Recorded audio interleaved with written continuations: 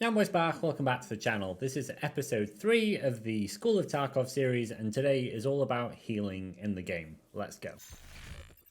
So if we have a look here at our character screen and then click on the health section, you will see this here is our character's overall health and status. As you take damage in a raid, this can either be from, gunshots, it can be from full damage, it can be from, grazing yourself up against barbed wire. All of these different things will obviously do damage to you and reduce these down. If your head and thorax go to 0, that is you dead. However, you can survive with blacked out limbs. So your right and left arm, right and left leg, and then also your stomach, you can survive if they do go to 0. Although bear in mind, if your arms are blacked out, it means your aim will be all over the shop. And if your legs are blacked out, it means you'll be very, very slow and limping and unable to sprint. If your stomach is blacked out, it means that your character will annoyingly cough and splutter and cry out in pain every 2 seconds. It's really, really bad in terms of sort of your position, and enemies will really be able to pinpoint exactly where you are if that happens to you, because you'll be making so much noise. So in order to deal with some of them status effects here, these are a variety of different healing items that are in Tarkov. What most people will do is they'll actually drag up things like a bandage and a tourniquet over here to their pockets or into their tactical rig, and then they'll use the keys on their keyboard between 4 and 0 on the numbers in order to bind that to a key. People will have their own little recipe for this, but I tend to put bandages first at 4, tourniquets at 5, and then any other healing items such as a Salewa, something like that, as 6. So I can quickly in a firefight address this type of damage if I need to just by pressing the button. I will show you some examples of these, so don't worry just for now, but now we're just going to have a look at the different types of healing that there is. So as well as light bleeds and heavy bleeds, this here will just do general HP. So it will heal over time, it will take 3 seconds, and it will stop light bleeding at the cost of 45 HP, and heavy bleeds at the cost of 175, and it has 400 overall. So it will just do generic damage if you've just taken a couple grazes, or if a bullet's hit you and not really done too much damage, and this will just heal you up back to full health. IFAK is the next item up. Now if we have a look at the difference between the two, obviously an IFAK is a single slot item instead of a dual slot item, so we can fit them in our pockets if need be. They take up less space. They do heal a little bit differently though. If we have a look at the stats, the Salewa here has a use time of 3 seconds, the same as this. It will stop light bleeding at 45, whereas this one will stop light bleeds at 30 at a lesser cost. It will stop heavy bleeds, but this will cost us 210 instead of the 175 of this one, and has 300 overall. The reason that these are good though, like I say, is because they only take up a single slot and will allow you a precious extra slot in order to fit some tasty loot. IFAK here being probably the best single slot here med for the game, which is 400 overall HP versus the 300 of the IFAK. Light bleeds at 30, heavy bleeds at 170. Grizzly we showed off in one of the previous videos. This is fantastic. It is a 4 slot item, so it's great for keeping in a pouch, for example, but it will do light bleeds, heavy bleeds, and it will also remove fractures. Now fractures are another type of damage that you can take in the game, and you can take broken bones and limbs, and these will be the ways to treat them. So a common splint here is a single use item, and it will remove a fracture from your character.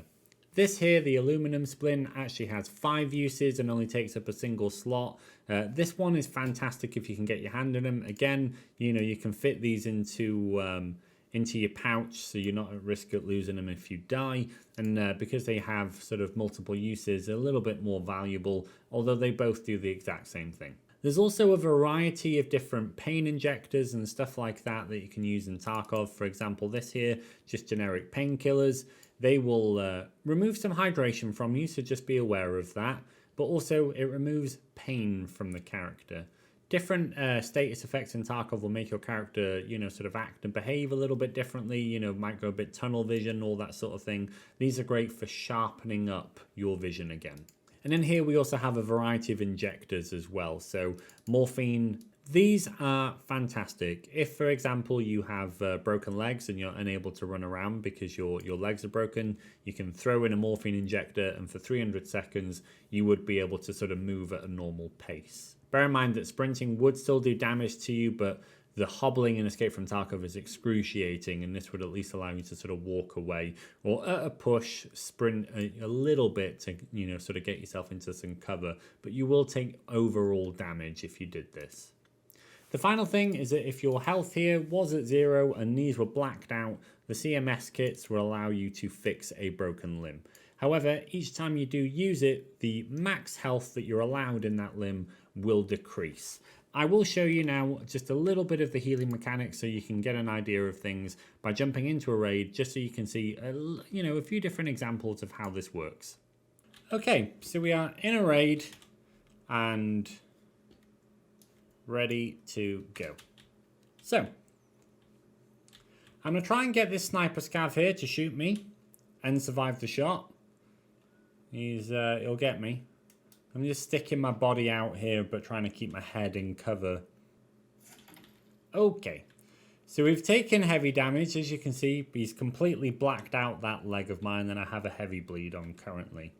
So what we're going to do is we're going to use our kit here to eliminate the heavy bleed.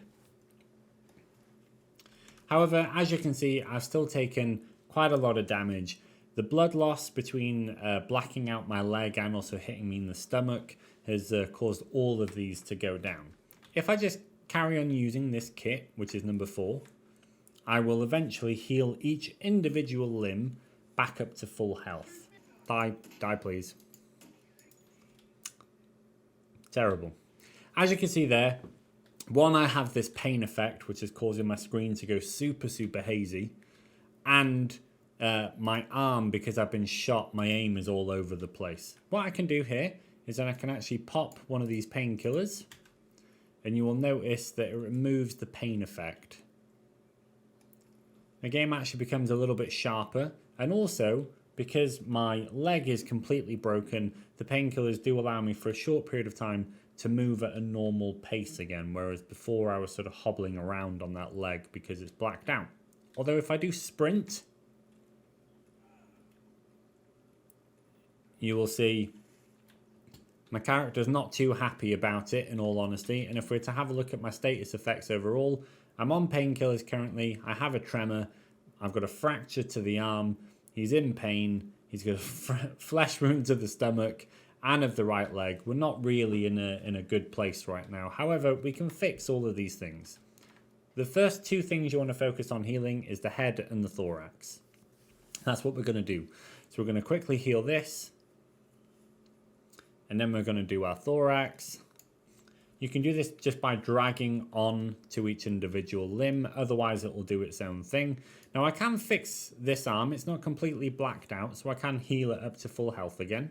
However, my aim is still a little bit shaky. He's still not as smooth as he was before. And now that the painkillers have also wore off, you can see we are hobbling around on this leg again because it's completely broken and in a poor state. So I'm just going to get out of the way of this sniper up here to stop him from killing me while I'm trying to show you guys. So that pain is still going to be there because obviously we have a fracture. So the first thing we're going to do is fix the fracture. We're going to drag over the splint here to his arm. The animation will carry out for him placing that on, and then it will fix the fracture that we have. The pain then from that limb will have sort of slowly go away. And then finally, we need to fix this leg. This is where your CMS kits come in handy. So we're going to take this CMS kit, drag it over this limb. We will then perform surgery on ourselves and remove the bullet from the leg. Nice. Get rid of that. Staple myself back up. And now here we're back at 1 health.